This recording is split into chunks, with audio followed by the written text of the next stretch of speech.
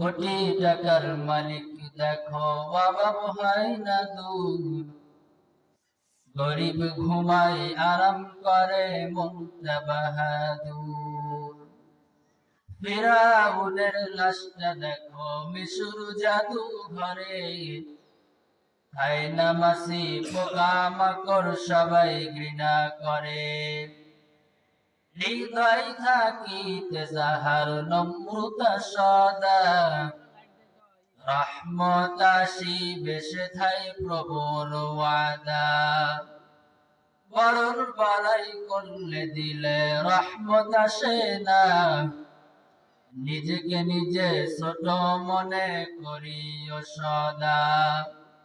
ভোগ বিলাসের বাড়ি গাড়ি পরে রবে সব, থাকতে সময় স্মরণ করো আল্লাহ মোদের রব। থাকতে সময় স্মরণ করো আল্লাহ মোদের রব।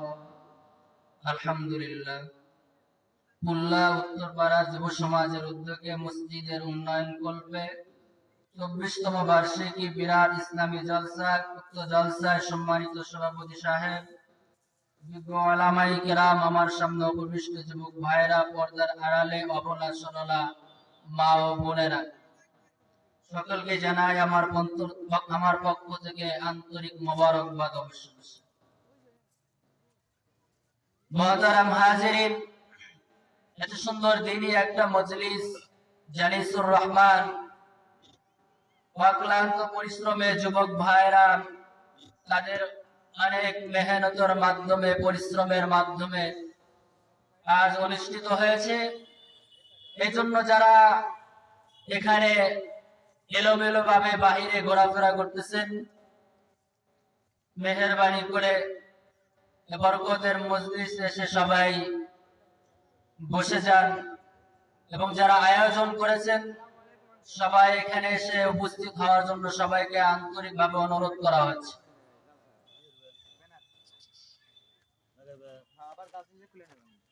মুহতারাম হাজিরিন,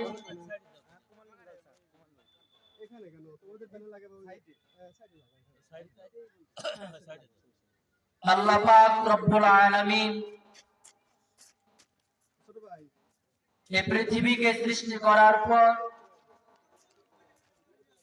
আল্লাহ পাক রব্বুল আলামিন পৃথিবীর বুকে পৃথিবী বিচরণ করার জন্য, পৃথিবী আবাদ করার জন্য আল্লাহ পাক রব্বুল আলামিন যুগে যুগে মানুষকে আল্লাহ পৃথিবীর ধরায় পাঠিয়েছেন, এবং তাদের পরিচালনা করার জন্য তারা যেন আল্লাহর রাস্তা থেকে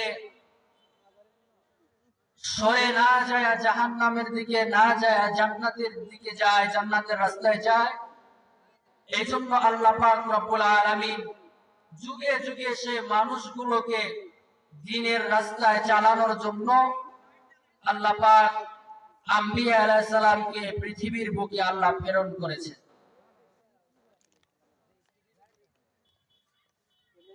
আল্লাহ পাক রব্বুল আলামিন পৃথিবীকে বানানোর পর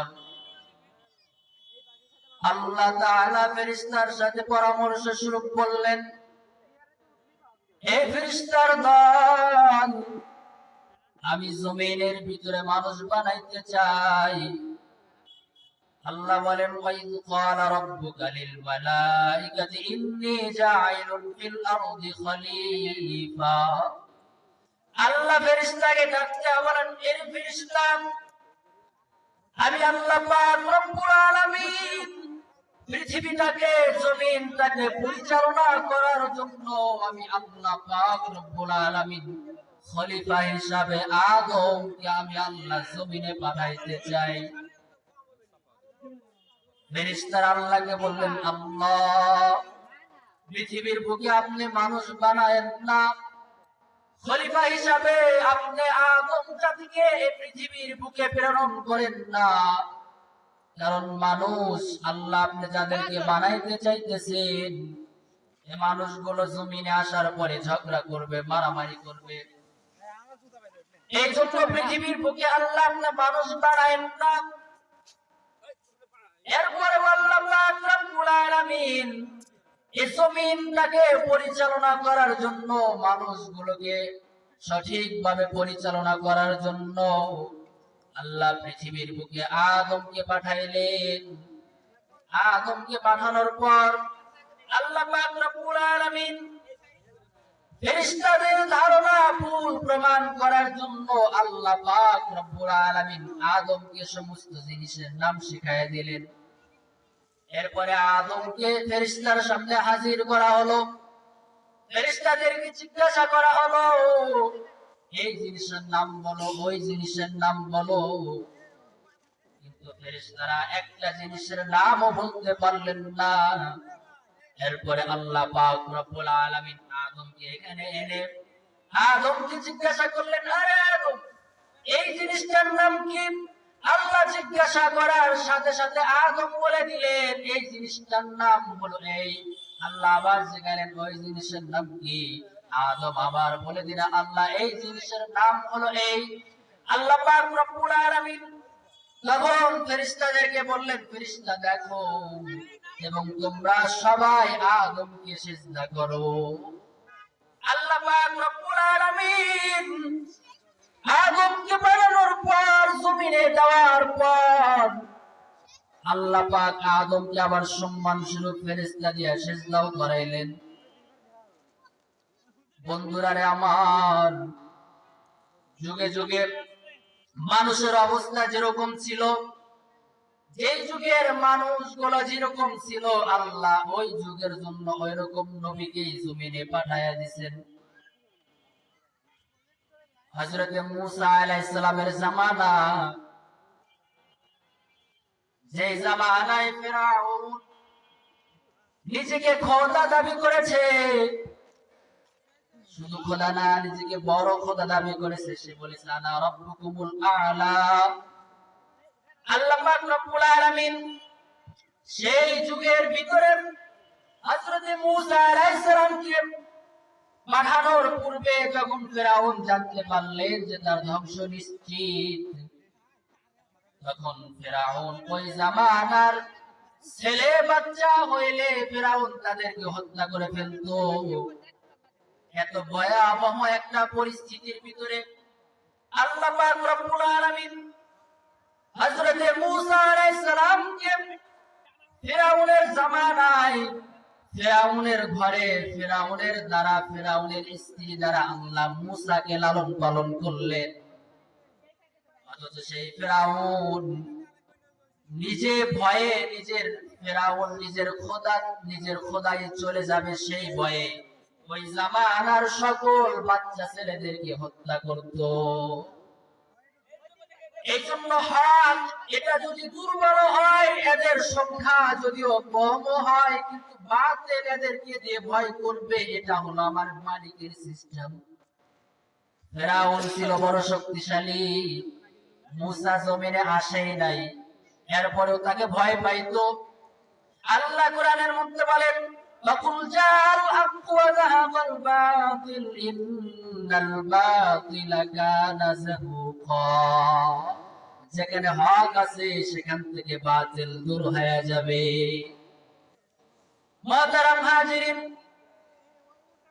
বলতেছিলাম মূসা আলাইহিস সালামের জামানাটা এত ভয়াবহ হওয়ার পরেও আল্লাহ ওই জামানায় এমন একটা নবী, যেমন নবী দরকার আল্লাহ তেমন নবী পাঠায়া দিয়েছে। ঈসার জামানার মানুষগুলো যেমন ছিল, আল্লাহ তেমন নবী পাঠায়া দিয়েছেন। যুগে যুগে নবী যেরকম আল্লাহ পাঠাইছেন, তার উম্মতের দিকে লক্ষ্য করে উম্মত যেরকম ছিল, আল্লাহর নবী ওই রকমই পাঠাইতেন। মুহতারাম হাজিরিন, খেয়াল করে শুনবেন, এই পৃথিবীর বুকে আমাদের নবীকে আল্লাহ পাঠানোর পূর্বে যে যুগটা ছিল, যে সময়টা ছিল, ওই সময়টা ছিল অত্যন্ত ভয়াবহ একটা যুগ, অত্যন্ত খারাপ একটা যুগ ছিল। আরবের মানুষগুলো ছিল অত্যন্ত খারাপ মানুষ। ওই সময়ে বাইতুল্লাহ, আল্লাহর ঘর, সিরাজগঞ্জে যত মসজিদ আছে সব আল্লাহর ঘর। খুলনা উত্তরপাড়া যে মসজিদ আছে এটাও আল্লাহর ঘর। পৃথিবীর বুকে যত মসজিদ আছে সবগুলো আমার মাওলার ঘর। কিন্তু কোন ঘরের দিকে তাকায় থাকলে কোনো সব নাই। কিন্তু বাইতুল্লাহ এমন একটা ঘর যে ঘরের দিকে তাকায় থাকলেও আল্লাহ অনবরত সব লিখতে থাকে। আরবের ওই জামানার লোকগুলো বাইতুল্লাহ এত দামি একটা আল্লাহর ঘর। আরবের ওই লোকগুলো তখন ছেলে আর পুরুষ, পুরুষ আর মেয়ে একসাথে উলঙ্গ হয়ে বাইতুল্লাহর চতুর্পাশ দিয়ে তারা তওয়াফ করতে। বাইতুল্লাহর ভিতরে 360টা মূর্তি তারা রাখতো।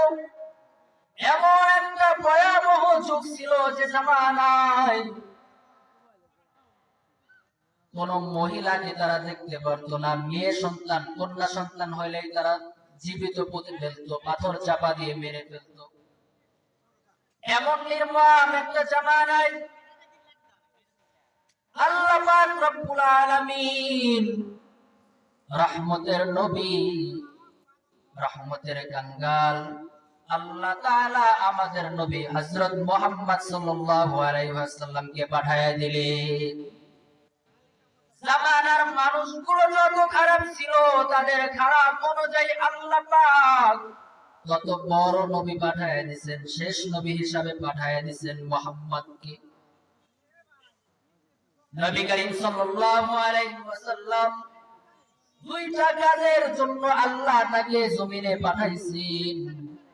দুইটা কাজের প্রথম কাজ আল্লাহ নবী বলেন ইন্নামা বুইসতু মুআল্লিমা। আল্লাহ পাক রব্বুল আলামিন এই জমিনে আমাকে শিক্ষক হিসাবে আল্লাহ পাঠাইছেন। আল্লাহ পাক রব্বুল আলামিন নবীকে জমিনে শিক্ষক হিসাবে পাঠায়া দিয়েছেন। দ্বিতীয় নাম্বার নবী বলেন বুইসতু লিউতাম্মিমা মাকারিমাল আখলাক। আল্লাহ পাক রব্বুল আলামিন আমাকে জমিনে পাঠাইছেন খারাপ চরিত্রের যে মানুষগুলো ছিল আল্লাহ ওই মানুষগুলোকে ভালো করার জন্য আল্লাহ আমাকে পাঠাইছে, তাদের চরিত্রকে ভালো করার জন্য। কারণ ওই জামানার যে লোকগুলো ছিল তারা এত খারাপ, এর পিছনে কারণও দুইটা। এক নাম্বার কারণ হলো তাদের ভিতরে কোনো দ্বীনি ইলম ছিল না, তারা জ্ঞানহীন ছিল। আর আল্লাহ পাক রব্বুল আলামিন এই জন্য আমাদের নবীকে শিক্ষক হিসাবে পাঠায়া দিয়েছেন। আর মায়ার নবী তিনি শিক্ষক, এই জন্য তিনি তাদেরকে ইলম, দ্বীনি ইলম শিখায়া তাদেরকে ভালো করছেন। আর দ্বিতীয় নবী বলেন বুইসতু লিউতাম্মিমা মাকারিমাল আখলাক। আল্লাহ পাক আমাকে মানুষের চরিত্রকে ঠিক করার জন্য আল্লাহ আমাকে পাঠাইছেন।